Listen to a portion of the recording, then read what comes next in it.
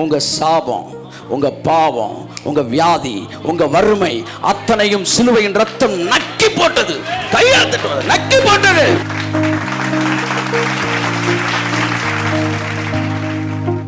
உங்கள் ஆவியிலே, ஆவியின் வடிவத்திலே உங்கள் முழு வாழ்க்கைக்கும் தேவையானவற்றை அதில் உள்ளே வைத்து உங்களுக்கு கொடுத்திருக்கும் போது அது ஆத்மாவின் வழியாக சரீரத்திலே நிறைவேறுகிறதை நீங்கள் பார்க்கும்போது தேவன் திருப்தி அடைவார்.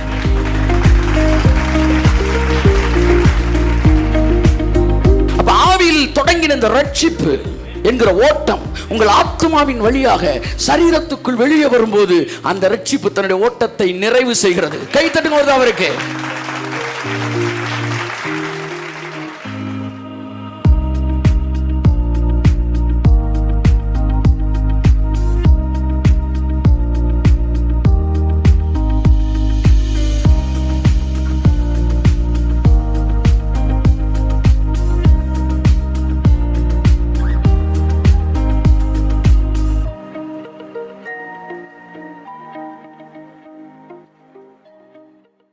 எப்போ பார்த்தாலும் எதையாவது தொலைச்சு போன மாதிரியே சொல்ல உட்காந்துருக்காங்க. ஆழ்ந்த சிந்தனை, ஆழ்மன தியானம்.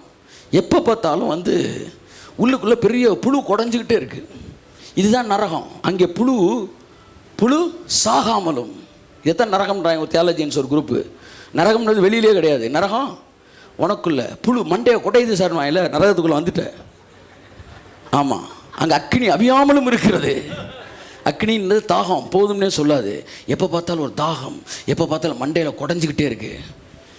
Now you have enter into hell. The hell invites you. உங்களை அன்புடன் வரவேற்கிறது. நரகத்திற்குள்ளே நீங்கள் நுழைந்து விட்டீர்கள். ஆமென் சொல்லுவோம். ஆமென். ஓ, நான் உங்களுக்கு இளைப்பாறுதல் தருவேன். அந்த ரெஸ்ட்டுக்குள்ளே வந்தவொடனே இப்பொழுது நீங்கள் பரலோகத்திற்குள்ளே நுழைந்திருக்கிறீர்கள். ஆமாம், hallelujah. Oh, the kingdom of heaven. Kingdom of heaven அப்படின்னு ஒன்று இருக்குன்னா கிங்டம் ஆஃப் ஹெல்லுன்னு ஒன்று இருக்கணுமா இல்லையா? ஆமாம், நம்மள்ட்ட கிங்டம் ஆஃப் ஹெவன் இருக்குது, ரெஸ்ட் இருக்குது. வெளியில் இருக்கவன்ட்ட கிங்டம் ஆஃப் ஹெல் இருக்குது. அதனால் அவன்கிட்ட அது நிறைவேறுது. அப்போ நம்மள்ட்ட இருக்கிற அந்த ரட்சிப்பு சரீரத்தில் நிறைவேறுகிறது. அப்போ உங்கள் முகம் பிரைட் ஆகுது, உங்கள் மனசு சந்தோஷமாகுது. உங்களை பார்க்குறவன் உங்கள் ரட்சிப்பு நிறைவேறதுனால ஈர்க்கப்படுறான். மனுஷன் முகத்தை பார்த்து ஈர்க்கப்படுறான். அப்போ இந்த பூமியில் நீங்கள் மட்டும் தனியாக தெரியுறீங்க. அடுத்த வசனம் வாசிங்க. அடுத்த வசனம். நான் மீனாக ஓடினதும் மீனாக பிரயாசப்பட்டதும் இல்லை என்கிற மகிழ்ச்சி கிறிஸ்துவின் நாளில் எனக்கு உண்டாயிருப்பதற்கு. தொடர்ந்து வாசிங்க. ஜீவ வசனத்தை பிடித்துக்கொண்டு உலகத்திலே எல்லாம் சுடர்களைப் போல, ஜீவ வசனத்தை பிடித்துக்கொண்டு உலகத்திலே சுடர்களைப் போல பிரகாசிக்கிற நீங்கள். கையை தட்டுங்க. ஆச்சா, நீங்கள் யார்? சுடர்களைப் போல பிரகாசிப்போம். ஒருத்தர் சொன்னார், பரலோகத்தில் பிரகாசிப்போம் சார். உலகத்திலே வார்த்தை வருதா? நல்லா வாசி வசனத்தை. நீங்கள் ஜீவ வசனத்தை பிடித்துக்கொண்டு உலகத்திலே. திரும்ப சொல்லுங்க. உலகத்திலே. திரும்ப சொல்லுங்க. உலகத்திலே. திரும்ப சொல்லுங்க. திரும்ப சொல்லுங்க. சத்தமா சொல்லுங்க. சத்தமா சொல்லுங்க. இந்த உலகத்திலே நீங்கள் சுடர்களைப் போல பிரகாசிப்பதற்கு கர்த்தர் உங்களை அழைத்திருக்கிறார். நீங்கள் எப்பொழுது அந்த ரட்சிப்பு நிறைவேறுகிறதோ, ரட்சிப்பு எப்ப நிறைவேறுதோ அப்ப இந்த பூமியில நீங்க பிரகாசிக்க ஆரம்பிக்கிறீங்க. சுடர்களை போல பிரகாசிக்க ஆரம்பிக்கிறீங்க. உங்களை பார்க்கிறவர்கள் தேவனை பார்க்கிறார்கள், ரட்சிப்பின் காரியத்தை பார்க்கிறார்கள், அவர் செஞ்ச செயலின் வல்லமையை பார்க்கிறார்கள். என் அன்புக்குரிய தேவஜனமே, செக்கா வச்சிருக்காத மணியா கன்வெர்ட் பண்ணு, மணியா வச்சிருக்காத மெட்டீரியலா கன்வெர்ட் பண்ணு. கையை தட்டு. ஆமென். What is soul? The soul is the exchange. ஆமா, இங்கிட்ட ஆவியா உள்ள அனுப்புனீங்கன்னா இங்கிட்ட அது பொருளை வெளியே தள்ளிடும். புரியுதோ? அதுதான். இது ஒரு ஏடிஎம் மிஷின் மாதிரி. கார்டை இங்கிட்ட ஸ்பிரிட்டில் போட்டிங்கன்னா இங்கிட்டு பணமாக தட்டிடும். எவ்வளோ பெரிய இடத்துல இருக்கிறீங்க. எப்போ பார்த்தாலும் நிறைய தொலைச்ச மாதிரி. அப்படி யார் இருக்கீங்களா? பக்கத்தில் முகத்தை பாருங்க ஒரு தடவை. உங்களுக்காண்டி இப்போ சரியாக்குவார். உங்கள் முகத்துக்கு எவ்வளோ பவர் இருக்கு பார்த்தோன்னு ஒரு சிரிச்சிட்டார். பார்த்தீங்களா? ஆமாம், ரொம்ப தூங்கிட்டே இருந்தாலும் அவனை கூப்பிட்டு முன்னாடி ஜெபிக்க கூப்பிட்டுருணும். கூப்பிட்டா தூக்கமே போயிடும். அதுக்கப்புறம் ஃபுல்லாக சர்வீஸ் தூங்குவாங்க. அநேக ஊழியர்கள் பிரச்சனை பண்ணுறவனும் மேலே ஏற்ற மாட்டாங்க. ஆனால் நான் கொஞ்சம் வித்தியாசம். ஆவியான சொன்னேன், பிரச்சனை பண்ணுறாலும் முன்னாடி கூப்பிட்டுட்டீங்கன்னா ஐயோ தேவ சமூகத்துக்கு போகிறோன்ட்டு சரியாயிடுவாங்க. மேலே வர எல்லாரும் அப்படி கிடையாது. நீங்கள் அப்படி அந்த ரிவர்ஸ் ஆர்டரில் என்றைக்குமே வரக்கூடாது. தெரிஞ்சுக்கங்க. ஏன்னா நானே மேலே வந்துக்கிட்டு இருக்கேன். ஸோ நல்லா பாருங்க, எதெல்லாம் அவர் ரட்சிப்பில் வச்சாரு, எப்போ அது நிறைவேறுது. ஒரு 3 பாயிண்ட் நான் சொல்லிட்டு முடிக்க விரும்புகிறேன். தம்முடைய ஆத்தும வருத்தத்தின் பலனை உங்களில் காண வேண்டும். அவர் உங்கள் வாழ்க்கையில் அதை பார்க்கணும். அதை பார்க்கும்போது ஒரு மொட்டு அது வந்து அப்படியே மலர்ந்த உடனே அது நிறைவேறிடுச்சு. ஒரு குழந்தை பிறந்த உடனே ரட்சிப்பு பிறந்த மாதிரி தான். அது வளர்ந்து, அது தவழ்ந்து, அது நடந்து, அது பேசி, அது படித்து, அது வேலைக்கு சேர்ந்து, அப்பவும் உங்களுக்கு இன்னும் என்ன செய்யலை, பொறுப்பு நிறைவேறலை. அதுக்கப்புறம் 30 வயதிலே முழு மனிதனாக, பூரண மனிதனாக அப்படியே நின்று என்ன மாதிரி ஒரு 30 இயர்ஸ் வந்த பிறகு, இன்னும் 2 வருஷம் பாக்கி இருக்குன்றீங்களா, வந்த பிறகு அதற்கு பிறகு அவனை கல்யாணம் கட்டி கொடுக்குறீங்க. கொடுத்த உடனே உங்கள் பொறுப்பு என்ன செஞ்சிச்சு, ஒரு பெரிய ரிலாக்ஸ் பார்க்குறேன் பேரண்ட்ஸோடைய மனசில். அப்பாடா முடிஞ்சிச்சுடா. உங்கள் ஆசை, உங்கள் கனவு, பொறுப்பு நிறைவேறுகிறது. அப்போ தான் நீங்கள் திருப்தி ஆகிறீங்க. பெற்றோர்கள் அப்படித்தான் உங்கள் வாழ்க்கையிலே தேவன் கொடுத்த ஆசீர்வாதங்கள் ஆவியிலிருந்து ரட்சிப்பு என்கிற ஃபார்மில் இருந்து ஆசீர்வாதம் என்கிற ஃபார்மேஷனுக்கு மாறும்போது தேவன் தான் பட்ட கஷ்டங்களின், தான் கதறிய கதறல்களின், தான் கைவிடப்பட்ட போது அவர் பட்ட துன்பங்களின் அந்த பலனை உங்கள் வாழ்க்கையிலே கண்டு திருப்தி அடைவார். அவரை திருப்தி அடைய வைப்பதற்காகவாவது நீங்கள் ஆசீர்வதிக்கப்பட வேண்டும். என் அன்புக்குரியவர்களே, ஒரு மனிதன் கஷ்டப்படும் போது அதன் திருப்தி எங்கே வருகிறது, அந்த பலனை பார்க்கும்போது வருகிறது. உங்களுக்கு சிலுவையில் பட்ட கஷ்டங்களின் திருப்தி எங்கே வருகிறது, உங்கள் வாழ்க்கையிலே ஆரோக்கியம், ஐஸ்வர்யம், நீடிய வாழ்வு, சுகம், சமாதானம், சந்தோஷம், கிருபைகள், வரங்கள், உங்களை சுற்றி இருக்கிறவர்களுக்கு நடக்கிற அற்புதங்கள், பரலோகம் சந்தோஷப்படுகிறது என்று நான் சொல்லுகிறேன். கரங்களை தட்டி கர்த்தருக்கு நன்றி சொல்லுவோம்.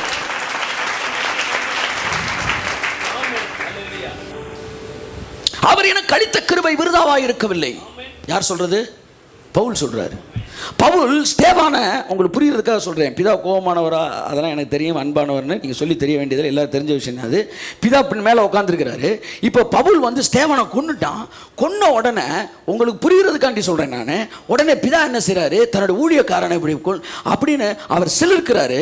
அப்போ இயேசு பிதாட்ட என்ன பேசுகிறாரு, உங்களுக்கு புரியுறதுக்காக ஊமையாக இயேசு பல இடங்களிலே உருவகங்களாக பேசியிருக்கிறார். பிதா குமாரன் பரிசுத்தாவியர் உருவகம் தான். There is only one God. அது எந்த மாற்றம் கிடையாது. அது இன்னொரு நாள் நம்ம பேசுவோம். இப்போ இந்த உருவத்தில் சொல்கிறேன். பிதாட்ட இயேசு பேசுகிறார். என்ன பேசுகிறார் தெரியுமா? இவனால் திருச்சபை எந்த அளவு டேமேஜ் ஆச்சோ, எந்த அளவு நஷ்டப்பட்டதோ, அதை விட 100 மடங்கு இதே பவுலை வைத்து நான் ஆசீர்வாதமாய் மாற்றி காட்டுகிறேன். ஒரே ஒரு வாய்ப்பு எனக்கு தாருங்கள். இயேசு பவுலுக்காய் பிதாட்ட பேசினார். அவனால் கஷ்டப்பட்டவங்க உண்டு. சரித்திரம் சொல்லுகிறது, சவுல் ஜனங்களை வந்து கொடுமைப்படுத்தின போது பெண்களை வந்து அந்த கொக்கியை போட்டு அவங்களுடைய ஜாக்கெட்டில் அந்த பின்னாடி இருக்க அந்த அவங்க போட்டு துணியில் போட்டு கொத்தி அப்படி இழுத்துட்டு வருவானான், தரன்னு. அவ்வளோ கொடுமையானவன். ஆனால் அவனுக்கு ஒரு கிருபை கொடுக்கப்பட்டது. அந்த கிருபை இரக்கம் கொடுக்கப்பட்டது. இயேசு அவனுக்கு என்ன பேசியிருக்காரு, என்ன பேசியிருக்கணும், எந்த அளவு இவனால் பாதிப்பு வந்துச்சோ அதை மாதிரி 1000 மடங்கு இவனை வச்சு 10 பேருக்கு கஷ்டப்பட்டிருந்தாங்கன்னா இவனை வச்சு 1,00,000 பேரை நான் எழுப்பி நிப்பாட்டுறேன்.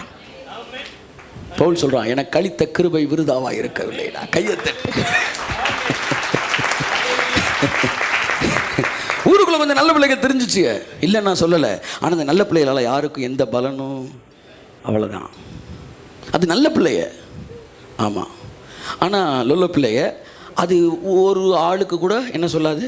காலை எழுந்தவன காலையும் மாலையும் வேலையும் கத்தரை குடும்ப ஜபம் அப்படியே சாப்பிட்டா, அப்படியே பிரியாணி சாப்பிட்டா, அப்படியே சத்தியா கவுத்தி வச்சு அப்படி தூங்கிறாங்க.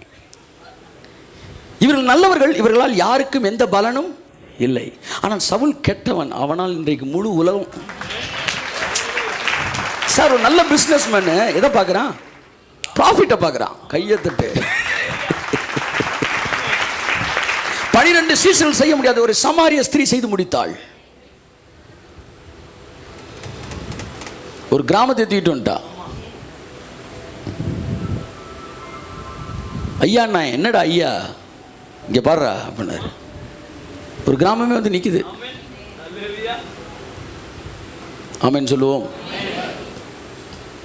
என் அன்புக்குரியவர்களே, ரட்சிப்பு நிறைவேறுவது ரட்சிப்பு பவுல்கிட்ட நிறைவேறுச்சு. அவன் சொல்கிறான், இந்த ரட்சிப்பு நிறைவேறும்போது அதைத்தான் பைபிள் சொல்லுது, பூரணமாய் ரட்சிப்பு, பூரண ரட்சிப்பு அப்படின்ட்டு. அல்லேலூயா சொல்லுங்கள். அது எங்கே இருக்குது? ஏசாயாவில் இருக்கா? ஏசாயா 53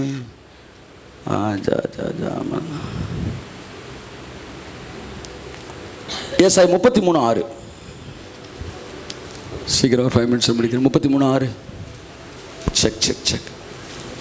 பூரண ரட்சிப்பும், பூரண ரட்சிப்பு, ஞானமும் அறிவும் உன் காலங்களுடைய உறுதியாயிருக்கும். கையை தட்டுங்க.